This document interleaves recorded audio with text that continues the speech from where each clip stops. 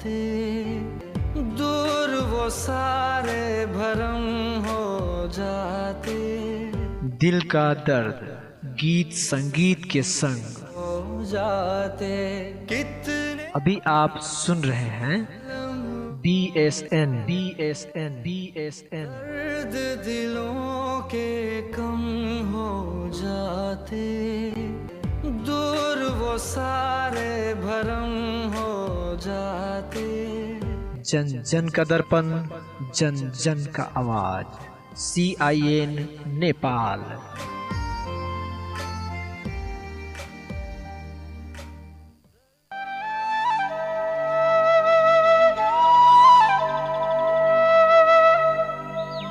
मानव सर्वश्रेष्ठ प्राणी हो, त्यसैले आफूबाट अरूलाई कुनै प्रकारको दुःख नहुने व्यवहार गरी मानव भएको परिचय दिउँ।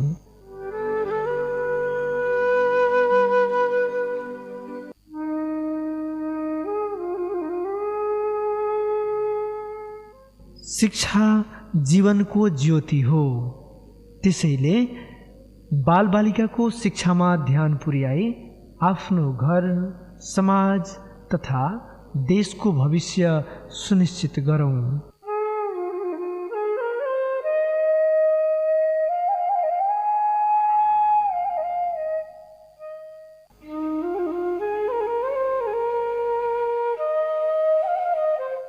स्वास्थ्य नै धन हो, त्यसैले घर आँगन सफा राखौँ, सुन्दर समाजको परिचय दिउँ।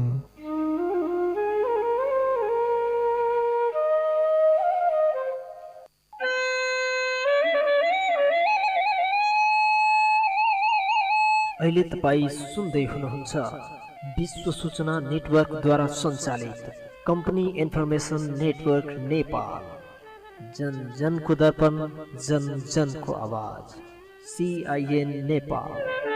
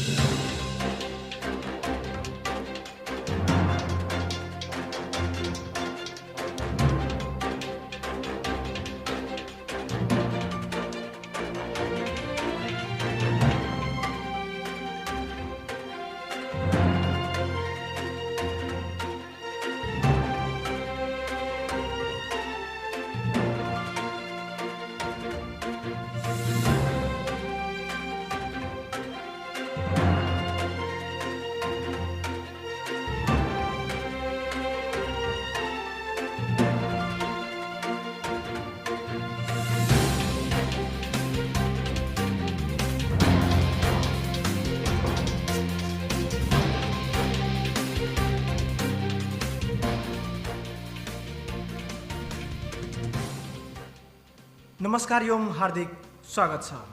अहिले तपाईँ सुन्दै हुनुहुन्छ विश्व सूचना नेटवर्कद्वारा सञ्चालित रहेको यो कार्यक्रम दर्पण बहस। दर्पण बहसको सँगसँगै म तपाईँको आफ्नै चिरपरिचित अनिल वर्मा रहेको छु।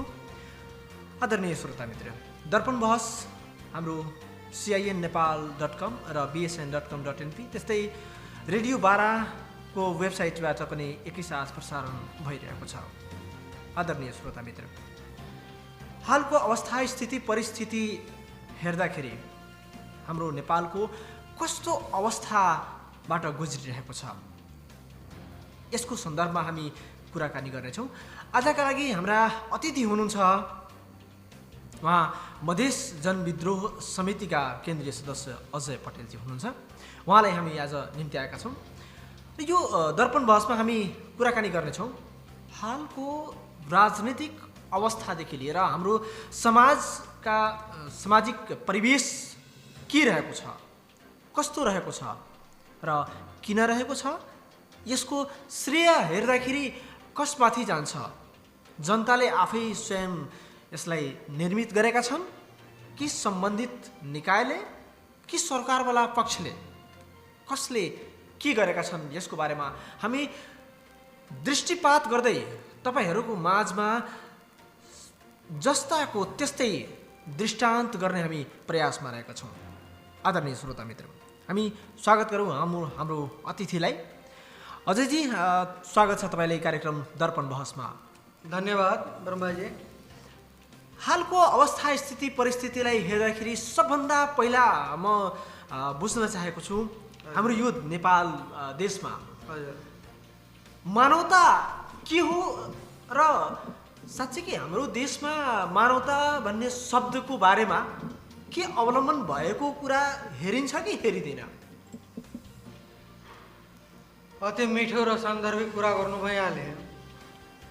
मानवता भनेको त अब हाम्रो देशमा हेर्ने हो भने हाम्रो देशकै कुरा के गरौँ, मानवताको कुरा हेर्ने हो भने आज विश्वमा मानवता भनेको शब्द जुन छ हराइसकेको छ।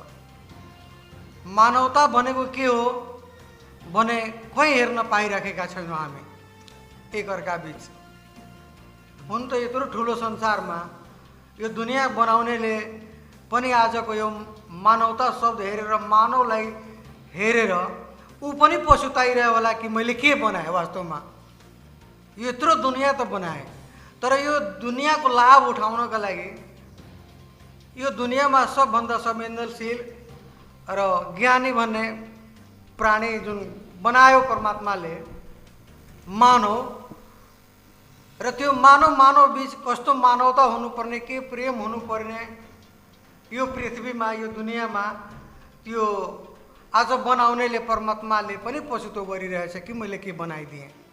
यस्तो छ आजको अवस्था। अब कुरा रह्यो कि हाम्रो देशको कुरा मात्रै गरौँ, विश्वको कुरा नगरेर हाम्रो देशको मात्रै। हाम्रो देशमा मानवता नहुनुको कारण के हेर्नु भएको छ तपाईँले? हाम्रो देशमा अहिलेसम्म मानवताको जुन विभेद छ यसको एउटै कारण हो स्वार्थ, अहम, घमण्डले चूर्ण भएकाहरू। जस्तो पूर्वकालमा शास्त्रहरूमा रामायण महाभारत कालमा हेरेका छौँ, हामीले पढेका छौँ, सुनेका छौँ असुरहरूको जुन थियो क्रियाकलाप त्यो चाहिँ बढी हावी छ आजको समयमा हाम्रो देशमा पनि हाम्रो समाजमा पनि। भन्नुपर्छ तपाईँले यो हालको अवस्थामा जुन मानव रहेका छन् त्यो दानवको प्रवृत्तिका रहेका छन्। हजुर हजुर। भने यो दानवको प्रवृत्ति जुन तपाईँले एउटा कलङ्कित गरिराख्नु भएको छ, हजुर, भने यो कसरी? अब कसरी भन्दाखेरिमा दानवको प्रवृत्ति कसरी भयो र कसरी सोध्नु भइरहेछ त वर्तमान अवस्थामा हेरौँ न। उदाहरणको रूपमा हाम्रो देश कस्तो शान्त थियो पहिला, र यो शान्त देशलाई आज अशान्त गर्ने को रहेछन्? हाम्रै समाजका नेतृत्व पङ्क्तिहरू, जसलाई हामी अग्रगणी रूपमा राखेर समाजका अगुवा बनाए। उहाँहरूको क्रियाकलाप हेरौँ, सदियोदेखि यो समाजमा उहाँहरूको जुन विकृतिको छाप छ छोडिराख्नु भएको छ पुर्खाहरूले, त्यसले छर्लङ्ग हेर्न सकिन्छ, बुझ्न सकिन्छ कि कसरी उहाँहरूले दानवको रूपमा परिणत हुनुभएको छ भनेर। अब यसैको सन्दर्भमा भन्न चाहन्छु, आजकै वर्तमान अवस्था हेर्ने हो भने यही देशलाई, हाम्रो देशलाई प्रजातन्त्रको रूपमा सदियौँदेखि लडाइँ हुँदै आएको छ। आफ्नै सानो एउटा सुन्दर घर जस्तो, परिवार जस्तो हाम्रो राष्ट्र छ, विश्वमा चिनाउने गरी एउटा जुन हाम्रो देश छ नेपाल। अब यसलाई प्रजातन्त्रको रूपमा, हक अधिकारको रूपमा, मान सम्मान र पहिचानको नाममा जुन आन्दोलन गरियो 2007 सालदेखि, जुन नेपाली काङ्ग्रेसले जनक्रान्तिको नाममा लहर ल्यायो, हजारौँ लाखौँ मान्छेलाई मारियो क्रान्तिको नाममा, त्यसले उपलब्धि के पायो? आज हाम्रो देशले, जनताले यत्रो बलिदानी दिए, के पायो हाम्रो देशमा? हाम्रो देशका जनताले, हाम्रो समाजका जनताले बलिदानी त दिए स्वतन्त्रताको लागि, प्रजातन्त्रको लागि, लोकतन्त्रको लागि, तर यो स्वतन्त्रता पाएको छ जनतालाई आजसम्म? यो लोकतन्त्रको आभास भएको छ जनतालाई आजसम्म? केही भएको छैन, कहीँ आभास भएको छैन। किनभने अब धेरै त विकास त भएकै छन्, हरेक ठाउँमा बाटोघाटो विकास भनेको चिज यो समयको कुरा हो। समयको जसरी जसरी परिवर्तन हुन्छ हुँदै आएको छ त्यो समयको हिसाबले विकास भइ नै रहेको छ। उदाहरणको रूपमा यहाँलाई म दिन चाहन्छु। उदाहरणको रूपमा कि एउटा गाउँमा पहिला 10 फिटको सडक थियो। त्यो गाउँमा 500 जना घर परिवार बस्थ्यो र 1000-2000 को सङ्ख्या हुन्थ्यो। आजको डेटमा त्यो गाउँमा हजारौँ घर बस्ती भइसकेछ र त्यहाँ 5000 को जनसङ्ख्या बढिसकेछ। त्यो हिसाबले त बाटोघाटो त चाहियो। त्यो यो समयको परिवर्तन र समयको हिसाबले यो विकास भइरहन्छ।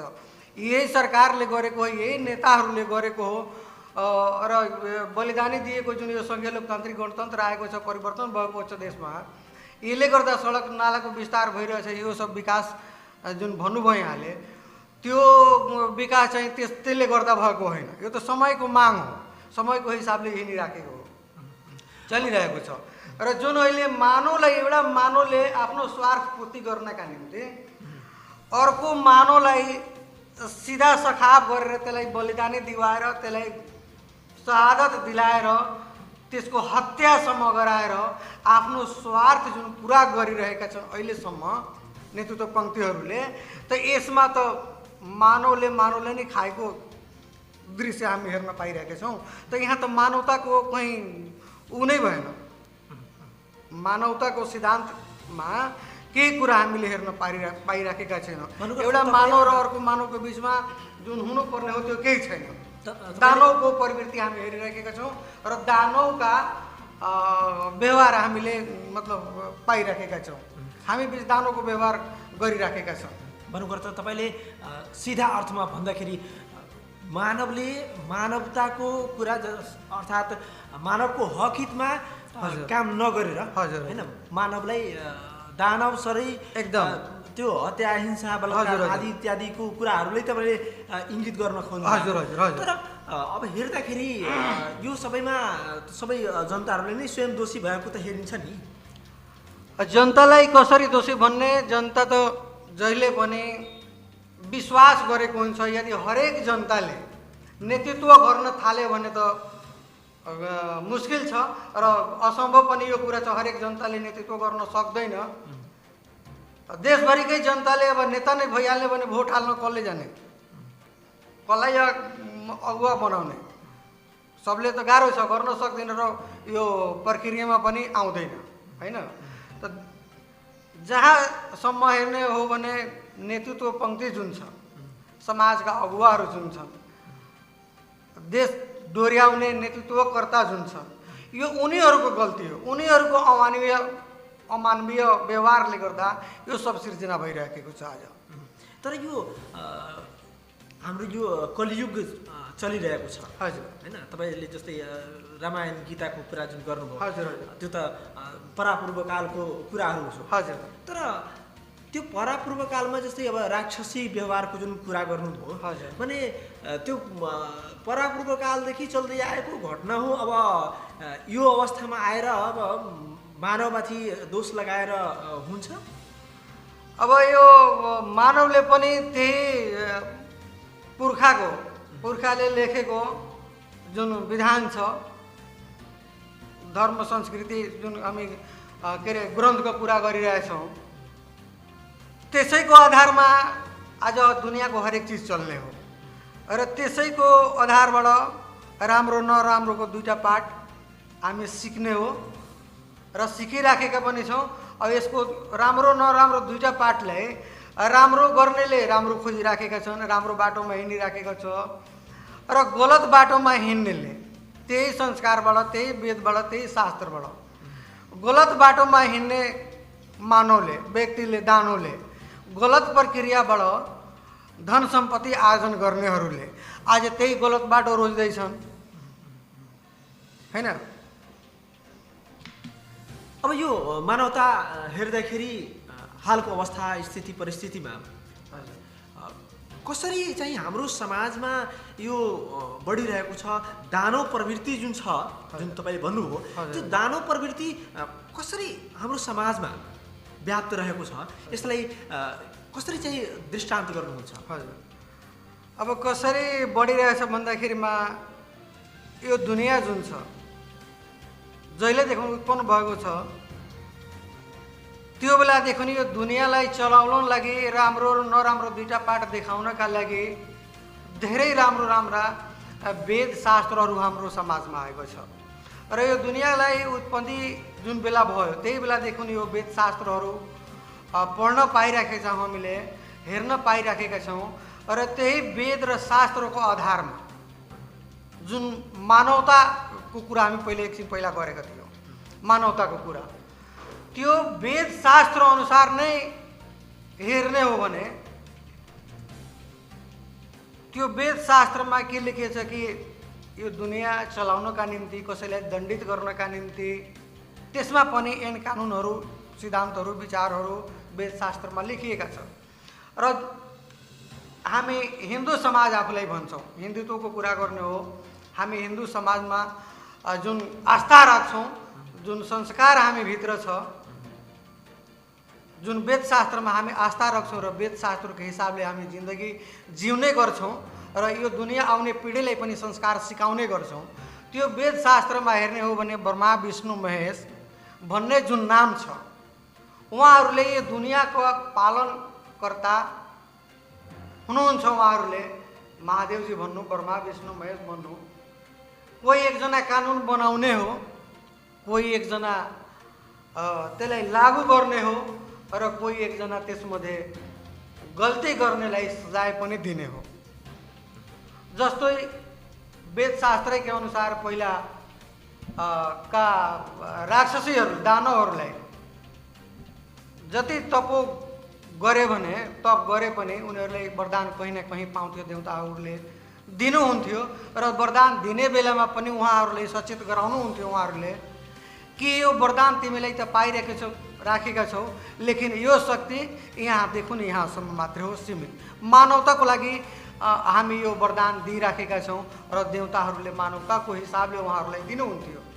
तर त्यो बेला त्यस बखतका त्यो दानवहरूले वरदान पाइसकेपछि आफ्नो दानो प्रवृत्ति नछोड्ने, जति राम्रो तप गरे पनि, जति राम्रो वरदान पाए पनि उनीहरूले त्यो राम्रो शक्तिले, पाएको शक्तिलाई राम्रो काममा युज नगरेर नराम्रो काममा बढी युज गर्ने, हैकमवादी चलाउने प्रवृत्ति उनीहरूको रहिरह्यो।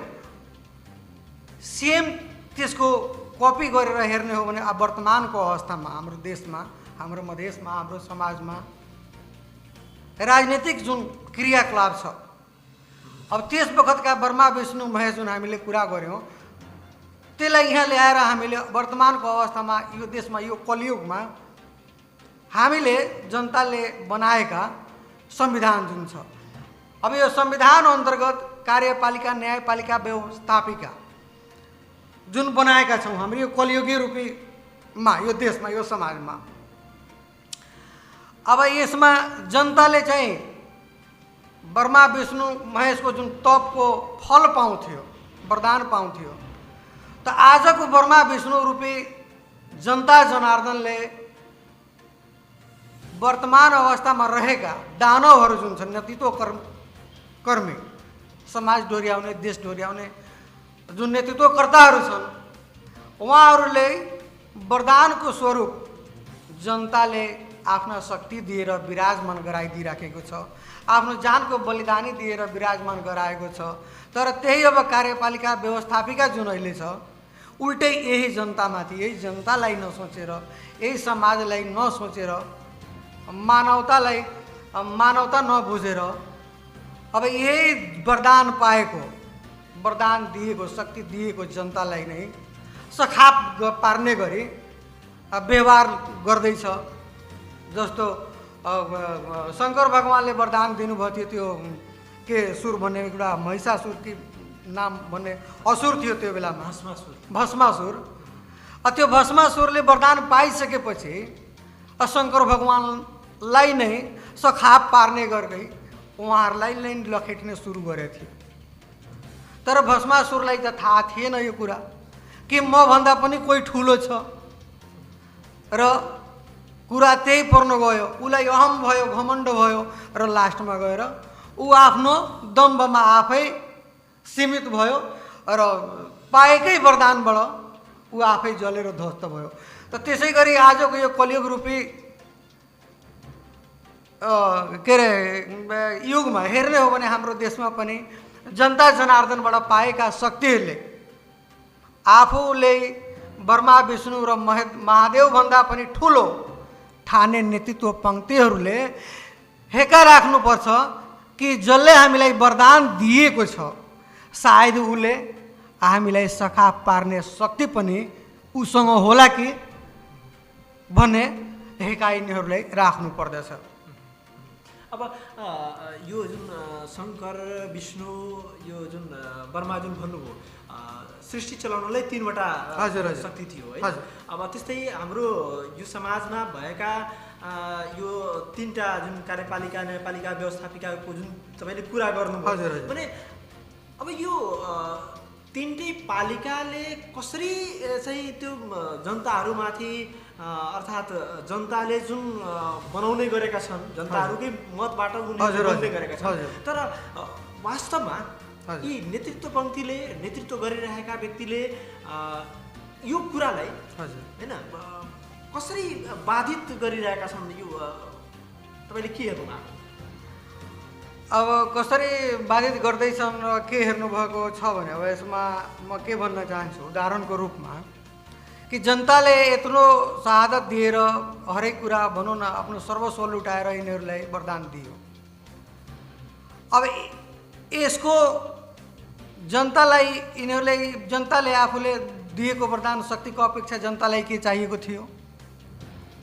देशमा सुशासन होस्, जनताको हक हितमा काम होस्, देशमा उन्नति होस्, देशमा विकास होस् हैन। र यसको ठिक विपरीत न देशको विकास भइराखेको छ, न जनतालाई उन्नति भएको छ, न यो सही देशको राष्ट्रको निर्माण हुन सकिराखेको छ। यो देशमा न रोजगारीको सिर्जना कहीँ हेर्न पाइराखेका छौँ हामी केही हैन। यो सब उल्टो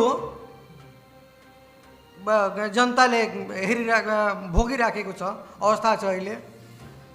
कार्यपालिका व्यवस्थापिका न्यायपालिका यो 3टै माथि वरदान पाएका वर्तमान जुन अहिले असुरहरू हुनुहुन्छ उहाँहरूले यो कार्यपालिका व्यवस्थापिका र न्यायपालिका यो 3टैलाई आफ्नो गोजीमा राखेर यो 3टै गोरु यसलाई 3टैले गोरु बनाएर जबरजस्ती जहाँ मन लागिरहेको छ तहाँ जोत्न खोजिराखेको छ। वर्तमान अवस्थामा उहाँहरूले आफूलाई राष्ट्रवादी भन्ने र यो देशका ठुला ठुला पार्टीहरूले ठुला ठुला आफूलाई विद्वान बुझ्नेहरूले संविधानविदहरूले यो दुनियाँको उत्कृष्ट संविधान जुन बनाएको छ अब यही संविधानलाई आफैले बनाएको संविधान आफैले भन्ने गरेको दुनियाँको उत्कृष्ट संविधान हामीले बनाएका छौँ। त्यही संविधानलाई आज जनताको हितमा नभएर जनताको अहितका लागि राष्ट्रका अहितका लागि यो मधेसको अहितको लागि यो समाजको अहितको लागि मानव समाजको अहितको लागि यो संविधान बनाएकाहरूले आफैले बनाएको संविधानलाई आफ्नै लातले रौँदेर जुन आज यो दानव रूपी नेतृत्वकर्ताहरूले जुन व्यवहार देखाइराखेको छ आज त्यो छर्लङ्ग भइसकेको छ। पुरानो कुरा छोडौँ, बितेको 5 वर्षको जुन यो सरकारको अवधि बितेको छ प्रथम नेपालमा सङ्घीय लोकतान्त्रिक गणतन्त्रको जुन अभ्यास रह्यो 5 वर्षको यो पहिलो अध्याय पहिलो समय खत्म भइरहेछ। 5 वर्षको अवधि पुरै भइसक्यो। अर्को वर्षमा फेरि दानव प्रवृत्ति मचाउने रिन्युअल गर्ने जुन यहाँहरूको चुनावको प्रक्रिया सुरु भएको छ आज देखौँ आज नोमिनेसन पनि हुँदैछ। यही संविधानमा नारीलाई 33% को हक चाहियो। आज एउटा साधारण गाउँको क्लब खोल्न जानुहुन्छ भने यो गभर्नमेन्टले त्यसमा पनि 33% को महिलाको लागि हक छुट्याएको छ र माग गर्दछ, उपस्थिति खोजेको हुन्छ। र यो सब हेर्दाखेरि कागजमा सीमित मात्रै भइरहेछ। हुन त यो देशमा नारीलाई मान सम्मान गर्ने कुरा बडो प्रचारबाजीका साथ मनाउने गरिन्छ र गर्ने गरिन्छ। सबभन्दा बढी त 2 नम्बर प्रदेश यो जुन छ यसमा बेटी बचाऊ बेटी पढाऊ नारीलाई सम्मान, यो एउटा नारीलाई सम्मान दिने नै यो विचार हो र राम्रो कुरा छ। यो त सम्मान दिनुपर्छ नारीलाई। र सबभन्दा संवेदनशील कुरा हेर्नुहोस् कस्तो छ कि 2 नम्बर प्रदेशमा जनकपुरमा जगत जननी माता सीताको जन्मस्थल हो। यो धरतीमा जहिले पनि सीता माता जस्तालाई जहिले पनि अग्नि परीक्षा लिने गरिएको छ यो दानव पुरुषहरूले। र यिनीहरूले नै जब जब देवताहरू पनि अनेकन लडाइँमा शास्त्रको हिसाबले हेर्ने हो भने जहाँ सकेको हुँदैन भ्याएको हुँदैन त्यहाँ नारीलाई नै युज गरेको छ। उदाहरणको रूपमा समुद्र मन्थन गर्दाखेरि म यहाँहरूलाई ध्यान आकर्षण गराउन चाहन्छु। समुद्र मन्थन गर्ने बेलामा जब देवताहरू थाकिसके त त्यो बेलामा असुरहरूले पनि देवताहरूलाई सहयोग गरेको थियो। जब समुद्र मन्थन भयो अमृत निक्लियो त विषका लागि त कहीँ झगडा भएन, विष सबै महादेवजीले लिनुभयो। र अमृतको बेला आयो त अमृतको लागि लडाइँ हुन थाल्यो कि होइन अमृत त हामीलाई पनि चाहियो। त त्यो बेला असुरहरूले पनि त्यसमा भाग लिन खोजे, होइन हामीले पनि समुद्र मन्थन गरेका हौँ, हामीले पनि अमृतको भाग चाहियो किनकि यसका हकदार हामी पनि हौँ। र त्यो बेलामा देवताहरूले पनि चलाखी गरे, असुरलाई नदिने, यिनीहरू त सुरुकै बदमास हो, यिनीहरूलाई दिए भने झन् अझ खुरपाती मचाउँछ होला, धर्ममाथि आक्रमण गर्छ यिनीहरूले। त्यसकारण धर्मलाई आघात नपुर्याओस् भनेर धर्ममाथि यिनीहरूले बलियो नहोस्, अधर्मको शक्ति नबढोस् भनेर असुरलाई दिएन त्यो बेलामा। र असुरहरूले जब हङ्गामा गरे देवताहरूलाई परास्त गर्न जब उनीहरूले आन्दोलन सुरु गरे देवताहरूमाथि जाइ पर्न लागे त त्यो बेलामा पनि पार्वतीजीलाई अगाडि सारेर त्यो जङ देवताहरूले जितेका थिए। त त्यही शास्त्रका हिसाबले यो कलियुग रूपमा पनि राजनीतिक माहौलमा राजनीतिक क्षेत्रमा सरकारमा आफूलाई स्थापित गर्नका लागि धेरै ठाउँमा हेरिएको छ, नारीलाई अगाडि सारिएको छ। र नारी बिना यो सम्भव छैन, यो दुनियाँ चल्ने छैन। यो सानो देश एउटा र राजनीतिक क्षेत्रको त कुरै छोडौँ, यो दुनियाँ नै नारी बिना अछुतो पर्न जान्छ र नारी नबाँचेसम्म यो दुनियाँ बाँच्दैन, टिक्दैन। वर्तमान अवस्थामा हेर्नुहोस् यही संविधानमा नारीलाई उचालेर आन्दोलन गराइयो।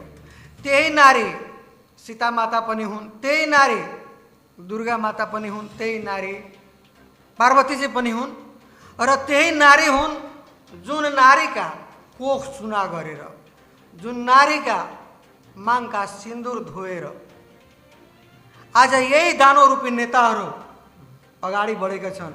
त्यही नारीका सन्तानलाई शहादत दिलाएर, त्यही नारीका छोरालाई शहादत दिलवाएर र त्यो शहादतको भर्याङ बनाएर आज जुन कुर्सीमा बसेका छन् आजको दानव रूपी यो नेतृत्वकर्ताहरू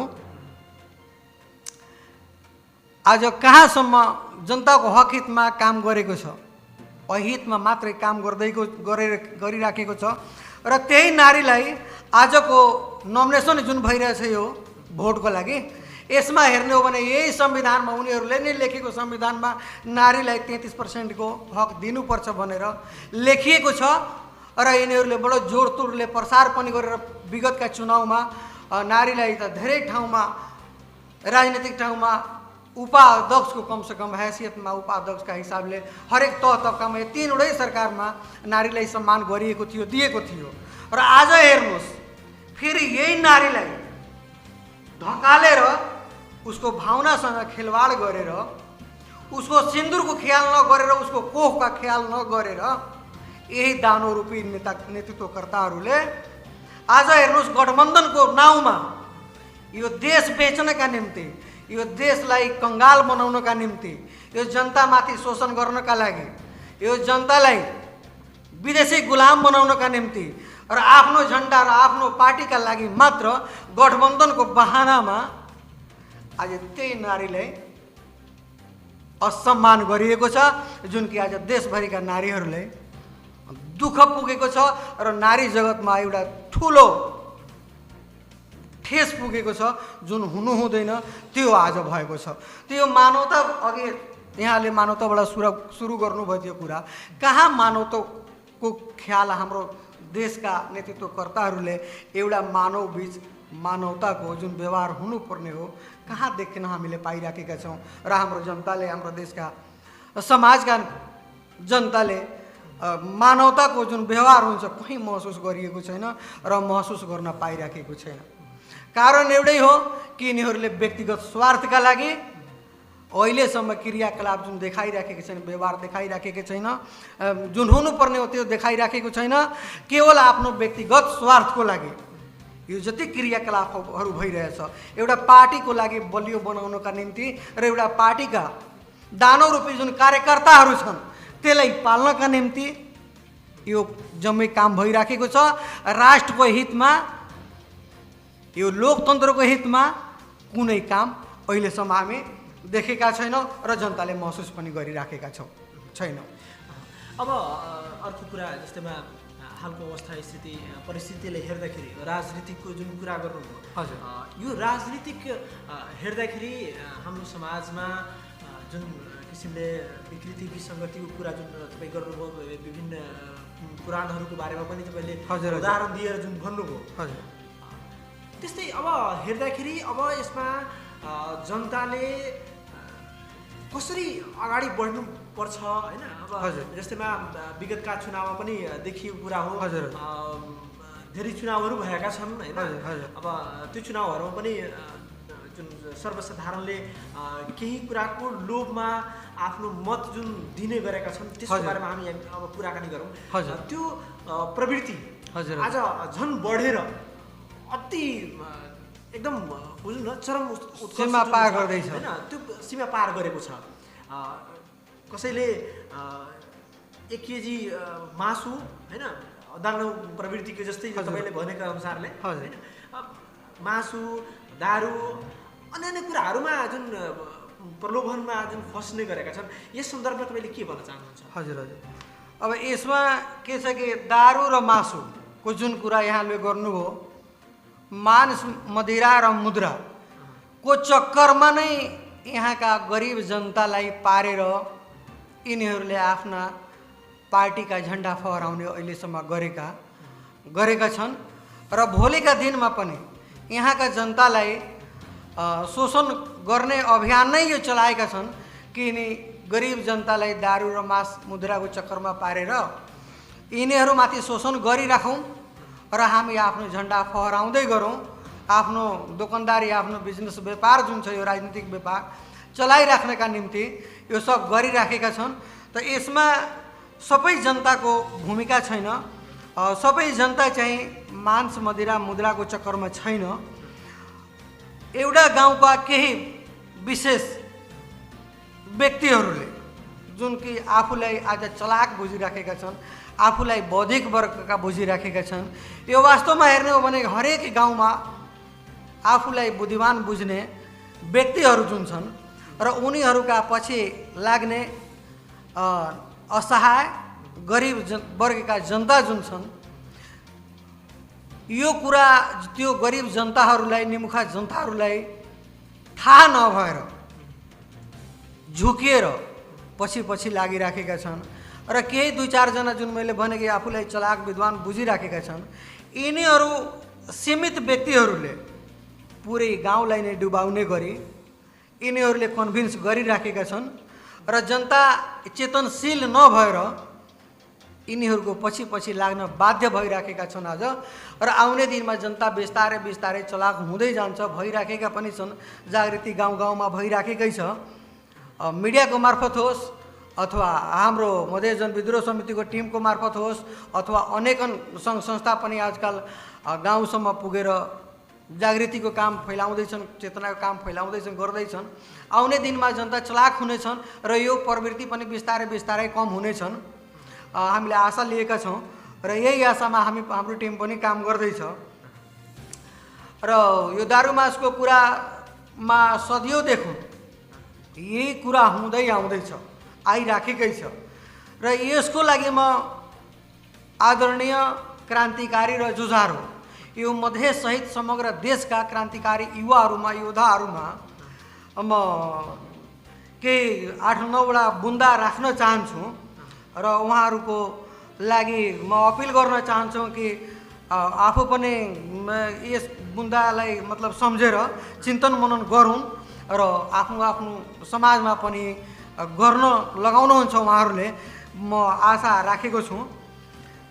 अब यसमा 8-9 एउटा बुन्दा राख्न चाहन्छु तपाईँ मार्फत जागृतिको लागि कि वर्तमान अवस्था जुन सरकारको छ हेर्ने हो भने यो वर्तमान सरकारको जुन शैली छ 100, 400, 250 वर्ष जुन पुरानो राणाकालहरू थियो त्यो बेलाको शैलीमा आजको सरकार हिँडिराखेको छ, राणाकालको शैलीमा हिँडिराखेको छ। आजको नेतृत्व पङ्क्तिहरू जुन छन् हाम्रा जनताहरूले हामीले चुनेर पठाएका छौँ आफ्नो आफ्नो समाजबाट, देशका लागि समाजका लागि काम गर्छ, आउँदो युवाहरूको भविष्यको लागि काम गर्नेछन् र यो विश्वमा हाम्रो राष्ट्रको नाम, हाम्रो राष्ट्रको झन्डा फहराउनेछ भनेर जुन हामी शक्ति आफ्नो दिएका छौँ जुन नेताहरूलाई, त्यो नेताहरू अगर पङ्क्तिहरू नेतृत्वकर्ताहरू हेर्ने हो भने वर्तमानको अवस्थामा जङ्गबहादुरको रोलमा छन् आजको डेटमा। जस्ता जङ्गबहादुरले हेकमबादी चलाएका थिए आफूलाई स्थापित गर्नका निम्ति, त्यस्तै आजको वर्तमान अवस्थामा हरेक पार्टीका हरेक नेताहरूले आफूलाई स्थापित गर्नका लागि जङ्गबहादुरको शैलीमा हिँडिराखेका छन्। जङ्गबहादुरले त आफूलाई स्थापित गर्नका लागि 1903 मा कोच पर्वमा त्यो महलको भित्र 40-45 जनालाई डाइरेक्ट काटेर रगतको खोलो जुन बगाउनु भएको थियो उहाँले डाइरेक्टली गर्नुभएको थियो। तर आजका पङ्क्तिहरूले डाइरेक्टली नगएर इनडाइरेक्ट भएर एउटा भाइलाई अर्को भाइसँग हत्या गराएर आफूलाई स्थापित गर्ने काम जुन गरिराखेको छ त्यो साक्षात् जङ्गबहादुरको शैलीमा आज हामीले पठाएका नेताहरू काम गर्दैछन्। सदियोदेखि यो देशमा हुकुमत चलाउँदै आएका अनेकन कालखण्डमा हेर्ने हो भने सरकार र नेतृत्वकर्ताहरू सबै स्वार्थी हेरिएको छ। त्यो चाहे 1903 को कोच पर्व होस् वा 2007 देखि जनक्रान्ति ल्याएको नेपाली काङ्ग्रेस होस् अथवा 2017 मा जनताले पाएको उपलब्धि पनि राजा महेन्द्रले हेकमबादी गरेर फेरि शोषण गरिए र पञ्चायत कालमा राजतन्त्रमा फेरि त्यसलाई निहित गरे, आफ्नो हातमा ल्याए। त्यस्तै गरी 36 सालको जनमत सङ्ग्रहमा पनि हेर्नुहोस्, जनमत सङ्ग्रहपछि फेरि 46 सालमा जनआन्दोलन गर्नु परेको थियो। 46 सालको आन्दोलनमा पनि यस्तै कुरा रह्यो। 2051 मा फेरि माओवादीको जन्म भयो। 58 मा आएर स्वार्थकै निम्ति दरबार हत्याकाण्ड पुरै परिवारले सखाप गरिदियो। 62 मा फेरि जनआन्दोलन हेर्नुहोस्, हत्याकाण्डपछि पूर्व राजा ज्ञानेन्द्रले जब फेरि हेकमबादी बुवा महेन्द्रको शैलीमा हिँडेर जनताको माथि फेरि जब बागडोर सम्हाले र यो राष्ट्रलाई फेरि आफ्नो हातमा सम्हालेर जनतामाथि फेरि त्यही पञ्चायत कालको राजाको शैलीमा जुन हेकमबादी उहाँले गर्नुभयो। त्यसपछि 62 मा जनआन्दोलन भयो अनि जनआन्दोलनको पाएको उपलब्धिमा अब हेर्नुहोस् कि देशमा त लोकतन्त्र स्थापना त्यो बेलादेखि भयो, तर यही देशका आधी भागका जनताहरूले भनौँ 22 जिल्ला मधेसका जनताहरूले जुन कि 80% यो देशलाई चलाउने मधेसीहरूको जुन भूमिका छ, मधेसीहरूको जुन ट्याक्स छ, मधेसीको जुन लागत छ 80% को, त्यो मधेसीलाई 62 पछि फेरि अपेक्षित गरियो र 62 सम्म जनआन्दोलन गराएर राज्यको गति छ त्यसलाई फालेर यो देशमा लोकतन्त्र स्थापित गरियो। जुन मधेसी ताकतबाट, मधेसी शहादतबाट त्यही मधेसीलाई फेरि अपहेलित गरियो यो देशमा, आफ्नै समाजमा। जबकि यो देश मधेसको हो, बाहिरबाट भगोडाहरू आएका भगोडाहरू जुन गिन्ती छन् अङ्गुलियामा गिन्न सकिने व्यक्तिहरूको होइन तर राज गरिराखेका छन्। त्यही मधेसीलाई अपेक्षित जब गर्न थालियो फेरि 72सम्म आउँदासम्म सङ्घीय लोकतान्त्रिक गणतन्त्र स्थापना पनि भयो। 72को मधेस आन्दोलनमा जुन आन्दोलन भयो र मधेसमाथि गोली प्रहार गरियो, सिधा छाती र टाउकोमा जुन गोली हानियो र बन्दुकको भरमा यो कालो संविधान बनाइयो, त्यो कालो संविधानको आज मधेसलाई धेरैले भन्छ कालेहरूले कालो झन्डा बोक्छ, कालेहरूले संविधानलाई कालो मान्छ भनेर धेरै मतलब गाली गलौज हामी सुनेका छौँ र सुनिराखेका पनि छौँ। तर आज त्यो गोरेहरूलाई म भन्न चाहन्छु कि उनीहरूले त संविधान धेरै राम्रो बनाएछ नि। यो संविधान दुनियाँको उत्कृष्ट संविधान बनाएका छन्। आफैले बनाएको संविधान किन आफै लातले रौदिराखेका छन्? आखिर के का लागि? यही संविधानमा 33% को चाहियो भनेर हुन त हाम्रो मधेसी समाजमा हाम्रो चेलीबेटीले त त्यस्तो केही अधिकार घटेको थिएन। तर यो जम्मै घटेको अधिकार पहाडी त्यही गोरेहरूलाई चाहिएको छ। अब खोइ तिनीहरूलाई 33% को के को लागि चाहिएको थियो? दिल्लीमा जानु थियो कि विदेशमा खाडीमा के गर्नु थियो? कहाँबाट के ल्याएर यहाँ थुपार्नु थियो? त्यसको लागि अधिकार चाहिएको थियो। त्यहाँका गोरेहरूले बुझौँ न कि आज उनीहरूले बनाएको संविधान दुनियाँको उत्कृष्ट संविधानमा त्यही नारीहरूलाई किन आज अपेक्षा फेरि किन गरिँदैछ? आज जुन नोमिनेसनको दिनमा धेरै ठाउँमा अब नारीहरूले अगाडि सर्दैछन् झाडु लिएर, फुल झाडु लिएर कि भोलि अब हामी भोट बहिष्कार गर्छौँ, यो नेतृत्व पङ्क्ति त भ्रष्टाचारी भयो। आफ्नै पार्टीका विरोधमा अब उत्रिराखेका छन् त्यही नारीहरू। आखिर कारण के हो? यो के को लागि?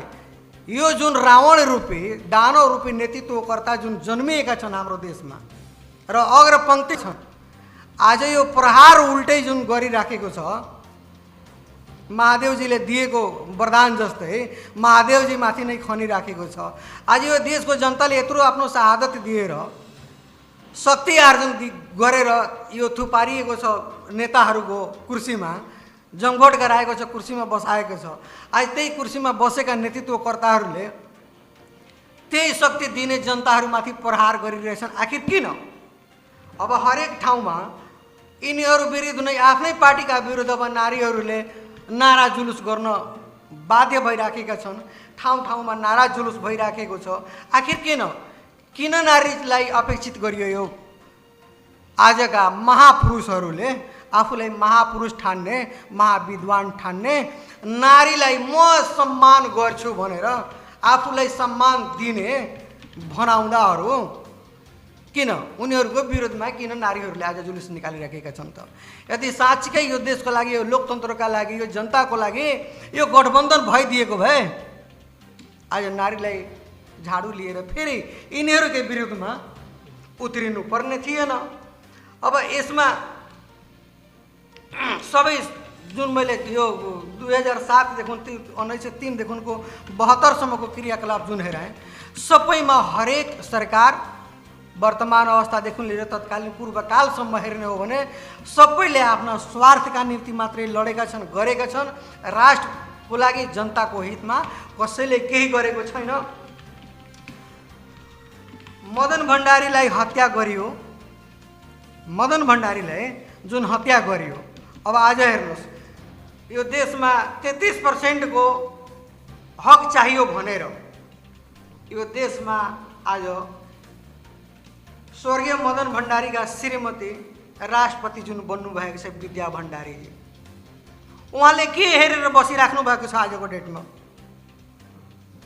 उहाँ स्वयं 33% को हकबाट राष्ट्रपति बन्नुभएको छ, यो देशको राष्ट्रपति बन्नुभएको छ।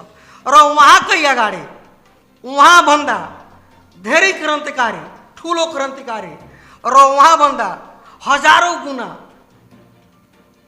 चरित्रहीन होइन चरित्रवान नारीहरूलाई जुन आज अपेक्षा गरिएको छ, आफ्नो कोखको बलिदानी दिने नारी, आफ्नो छोराको आहुति दिने नारी हाम्रो राष्ट्रपति विद्या भण्डारी भन्दा त हजारौँ गुणा होइन, चरित्रहीन होइन, छैन नि हाम्रो देशका नारीहरू चरित्रवान छन्। उहाँहरूलाई आज उपेक्षा गरिएको छ। आजको डेटमा हाम्रो राष्ट्रपतिले के गरेर बस्नुभएको छ, के हेरेर बस्नुभएको छ? आजसम्म उहाँले त आफ्नो श्रीमानको लागि केही गर्न सक्नु भएन, हत्यारालाई पत्ता लगाउन सक्नु भएन। ठिक छ, उहाँले लगाउन सक्नु भएन, आफ्नो दुःख दर्द पीडा बिर्सनु भयो। तर यो देशको 3.5 करोड जनताले र यो 3.5 करोड जनताको बिचमा करोडौँ नारीले आफ्नो मत अधिकार दिएर उहाँलाई राष्ट्रपतिको पदमा जिम्मेवारी दिनुभएछ, वहन गराउनु भएछ। उहाँ राष्ट्रपतिले पनि आज हाम्रो देशमा उहाँले आफ्नो जिम्मेवारी बुझ्नु भएको छैन। सायद उहाँले जिम्मेवारी बुझ्नु भएको भए आज जुन नारीलाई अपेक्षा गरिएको छ, उपेक्षा गरिराखेका छौँ यो दानव रूपी नेतृत्वकर्ताहरूले, यसमा उहाँले ठुलो एक्सन लिनुपर्ने हो। तर उहाँ मुखदर्शक बनेर बस्नु भएको छ, किनकि उहाँलाई पनि कहीँ न कहीँ स्वार्थ छ। उहाँको मनभित्र पनि व्यक्तिगत स्वार्थ नभइदिएको भए मदन भण्डारी जस्ता व्यक्तित्वलाई हत्या गर्ने व्यक्तिलाई आज ल्याएर टुडी खेलमा झुन्ड्याउनु पर्ने थियो। तर उहाँले केही गर्न सक्नु भएन, किनकि उहाँभित्र पनि कहीँ न कहीँ राजनीतिक स्वार्थ हावी छ। जस कर्नी तस भर्नी म भन्न चाहन्छु।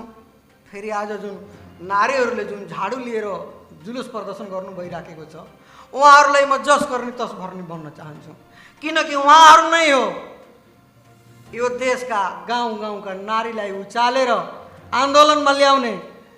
आज जुन नारीहरूले मलाई उपेक्षा गरिएको छ, मलाई शोषण गरिएको छ, नारीको हकमाथि कुण्ठित गरिराखेको छ यो सरकारले, यो नेतृत्वकर्ताले, हाम्रै पार्टीले। यहाँ तपाईँले मैले रोक्न चाहेँ। हजुर, तपाईँ जुन यो भनिराख्नु भएको छ, भनाइको अर्थ तपाईँको राजतन्त्रतर्फ कतै लम्किनु भएन है?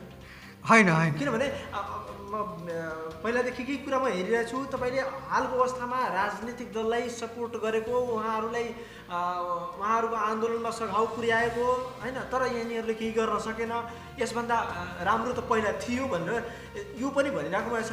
फेरि पुराना राणाकालको शैलीलाई पनि तपाईँले चाहिँ त्यो नराम्रो भएको पनि भन्नुभयो। तपाईँले भन्न के खोज्नु भएको? हजुर हजुर, म भन्न खोजिरहेको त्यो पोइन्टमा म आउँदैछु र यो कुरालाई म पुरा गर्छु। जस गर्ने तस भर्ने म यो अहिलेको आज जुन आन्दोलन गरिराखेका नारीलाई म किन भन्न चाहेँ कि यही नारीहरू हुन् त्यही पार्टीमा लागेर आफ्नो स्वार्थ पुरा जबसम्म भइराखेको थियो त्यो बेलासम्म अर्काको छोरालाई जान मार्न लगाएका यही नारीहरू हुन् जुन आज सडकमा उत्रिएका छन् कि हामीलाई यो सरकारबाट, यो पार्टीबाट पछाडि धकेलियो, हाम्रो सम्मानमा ठेस पुर्यायो भनेर। त यो नारीहरूले एउटा नारी भएर अर्को नारीलाई सम्मान यिनीहरूले स्वयं गरेका छैनन्, किनकि धेरै हाम्रा वीर शहीदहरूले शहादत प्राप्त गरे। त्यो शहीद परिवारका निम्ति, त्यो शहीद परिवारको भावनासँग खेल्ने आजको यो नारीहरू पनि हुन्, त्यो पार्टीसँग मिलेर। जब यिनीहरूको पालो आयो, यिनीहरूको स्वार्थ पूर्ण भइराखेको छैन, पूर्ति भइराखेको छैन, त आज फेरि यिनीहरूले नारीमा कुठरघात भइराखेको छ, नारीको सम्मानबाट खेलवाड हुँदैछ भने नारा जुलुस निकाल्दैछ। त यी नारीहरूलाई यदि साँच्चीकै नै तपाईँहरूसँग म भन्न चाहन्छु, उहाँहरूसँग भन्न चाहन्छु कि साँच्चीकै तपाईँहरूको सम्मानबाट यदि खेलवाड भएको छ भन्ने, तपाईँहरूले यो समाजको, यो देशको जगत जननी सीता माताको पावन भूमिमा तपाईँ जन्मिनु भएछ र तपाईँको जगत जननी सीता माताको पावन भूमिको माटोको कसम छ यदि भने तपाईँलाई म भन्न चाहन्छु र तपाईँहरूलाई म यो भन्न चाहन्छु आफ्नो तर्फबाट र आफ्नो टिमको तर्फबाट कि तपाईँहरू साँच्चीकै पश्चाताप गर्न चाहनुहुन्छ भने तपाईँहरूको माध्यमबाट तपाईँहरूले गर्दा एउटा नारीको जुन कोखको बलिदानी दिएका छन्, माङका सिन्दुर धोइएका छन्, तिनीहरूको सङ्कल्प पुरा गर्नका निम्ति, यो राष्ट्रका निम्ति, मधेसका निम्ति यदि तपाईँहरूले साँच्चै लड्ने हो भने पश्चातापका लागि तपाईँहरू एकजुट हुनुहोस् र गाउँ गाउँसम्म घुम्नुहोस् र जुन गाउँ गाउँसम्म तपाईँले आन्दोलनका लागि गाउँ गाउँबाट महिलालाई उतार्नु भएको थियो त्यो सम्पूर्ण महिलालाई एकजुट गर्नुहोस् र यो भोटलाई बहिष्कार गर्नुहोस् र यो रावण रूपी नेतृत्वकर्ताहरूले सामाजिक बहिष्कार गर्न लगाउनुहोस्। यदि साँच्चीकै तपाईँहरू यो देशको लागि क्रान्तिकारी नारी हो भने म उहाँहरूलाई अपिल गर्न चाहन्छु। यो धरतीमा सुरुदेखि नै नारीको अग्नि परीक्षा हुँदै आएको छ। हाम्रो सीता माता जगत जननी सीता मातालाई पटक पटक हाम्रो शास्त्रको हिसाबले पनि हेर्ने हो भने अग्नि परीक्षा लिएको छ। तर म भन्न चाहन्छु हाम्रा मधेस सहित समग्र देशका नारीहरूलाई तपाईँका मिडिया मार्फत कि कहिलेसम्म आखिर किन र कहिलेसम्म नारीको अग्नि परीक्षा। म सम्पूर्ण यो देश र मधेससम्मका हरेक समाजका नारीलाई म भन्न चाहन्छु कि झाँसीको रानीको एकचोटि तपाईँ याद गर्नुहोस्, फुलन देवीलाई तपाईँ याद गर्नुहोस्, दुर्गा अवतार किन भयो त्यसलाई एकचोटि तपाईँ सम्झिनुहोस्। हामी दुर्गा पूजा गर्छौँ, हरेक दसैँ मनाउँछौँ, नवरात्रि बस्छौँ, आखिर किन? त्यो दुर्गाजीको जन्म के को लागि भएको थियो? यस्तै रावण रूपी र दानव रूपीलाई सखा पार्नका निम्ति। यदि हाम्रो देशका नारी हाम्रा दिदी बहिनीहरू चेली बेटीहरू साँच्चीकै जगत जननी सीता माताको सन्तान यदि हामी हौँ, साँच्चीकै त्यो दुर्गा माताका हामी सन्तान हौँ भने हामीलाई पनि झाँसीका रानी र फुलन देवी जस्ता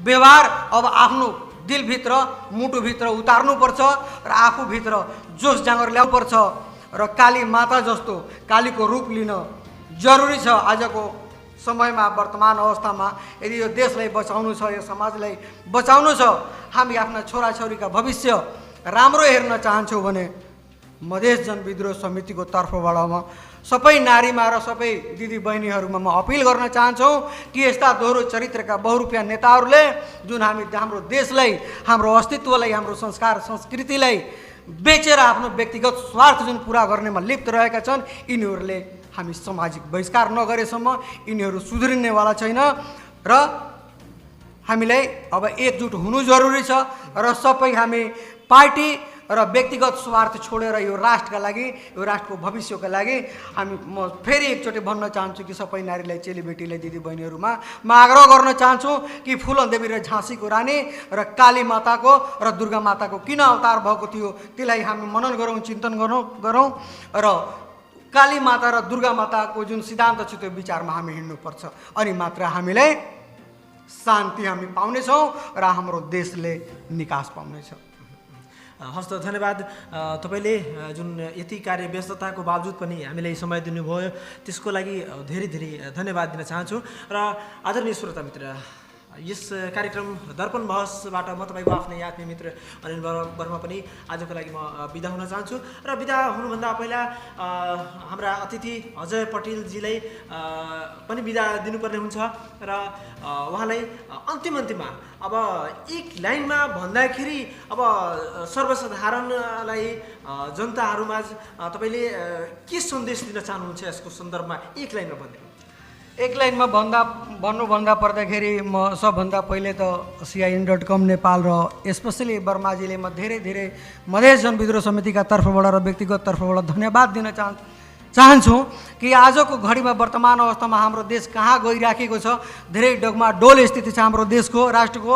यस्तो अवस्थामा पनि समय निकालेर करोडौँ जनतामाझ मधेस जनविद्रोह समितिको सिद्धान्त र विचार पुर्याउनको लागि जुन समय निकाल्नु भयो त्यसको लागि फेरि म धेरै धन्यवाद दिन चाहन्छु र सम्पूर्ण दिदी बहिनीहरूमा र सम्पूर्ण देश र मधेसका समाजका नागरिकहरूमा, बुद्धिजीवी समाजहरूमा म अपिल गर्न चाहन्छु कि यो राष्ट्र बचाउनका निम्ति हामी सब एकजुट हुनु पर्यो र सबैजना हामी एकजुट भएर स्वतन्त्र भएर यो बहुरूपियाहरूलाई जबसम्म सामाजिक बहिष्कार हामी गर्दैनौँ तबसम्म हाम्रो देशले निकास पाउने छैन र देशका निकासको लागि हामी एकजुट हुनु जरुरी छ।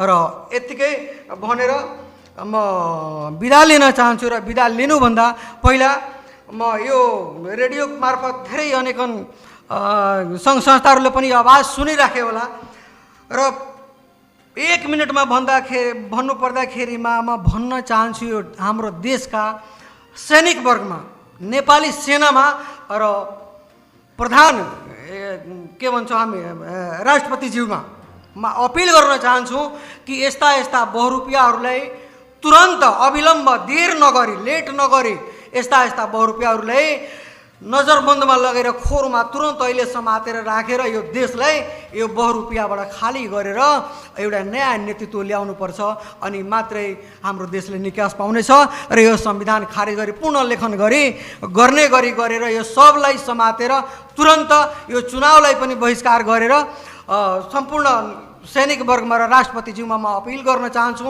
कि सबलाई यो नखु जेल बनिन्छ त्यहाँ यिनीहरूलाई घुसालेर नजरबन्दमा राखेर यिनीहरूलाई अनि देशलाई निकास दिनका लागि लोकतन्त्र बचाउनका निम्ति एउटा नयाँ पुस्तालाई ल्याउन अविलम्ब जरुरी छ।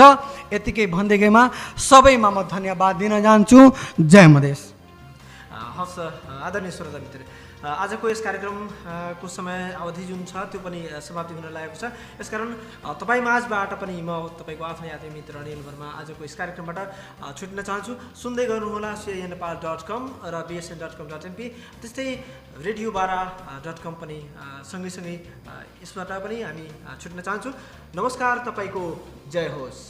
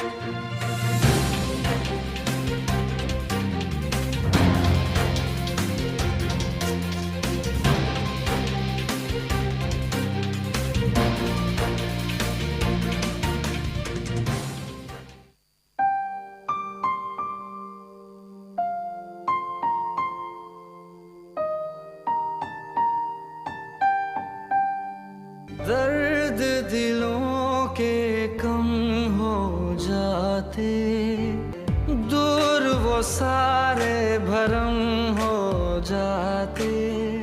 दिल का दर्द गीत संगीत के संग हो जाते कितने। अभी आप सुन रहे हैं BSN दर्द दिलों के कम हो जाते, दूर वो सारे भरम हो जाते। जन जन का दर्पण, जन जन का आवाज। CIN नेपाल।